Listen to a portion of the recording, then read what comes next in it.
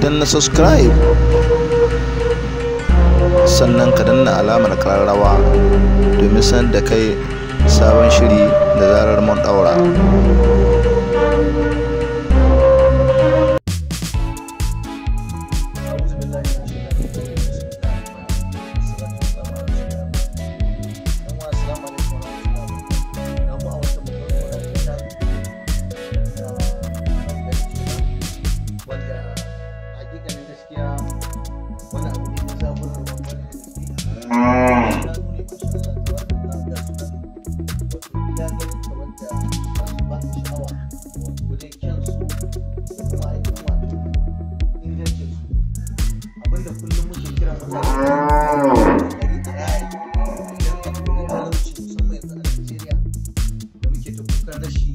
Ba kuɗi a hannun mutane, talauci ya yi yawa, kayan masarufin abinci ya yi tsada da wata sauransu. Yanzu misali wannan gona ce, duk shanu ne ga sunan maza da mata.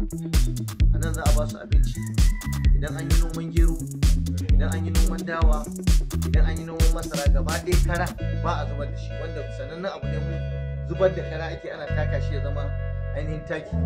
To yanzu an samu ci gaba yadda ake nika kara, ba su ganyen su cinye a duka kara, a yi shekara guda ana ba su duba yadda suke kyau, duba abin sha'awa masha Allah.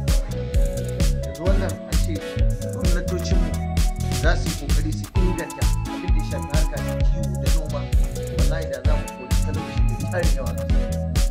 Ina kira ga shugabanninmu da waɗanda Allah ya ba su dama da masu kuɗi a cikin mu yi kokari mu raya wannan duk duniya ba inda ba za a kai wannan shanun a siye su duk duniya.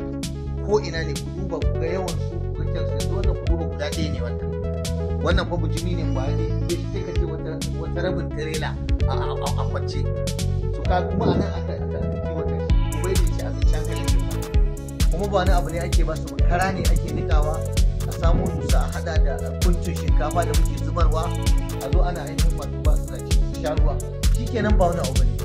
So muna bukata hakikanin gaskiya don musamman a kori talauci, wannan poverty alleviation da ake faɗa, dole sai gwamnati ta taimaka an yi kiwo, dole sai gwamnati ta taimaka an yi noma, dole sai gwamnati ta shiga wannan harkoki da ake renawa.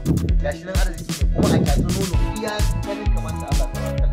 Yanzu wannan nama da kuke ganin su ina ne ba za a kai wannan shanu, waye yanzu zai zo ya ce wannan a arha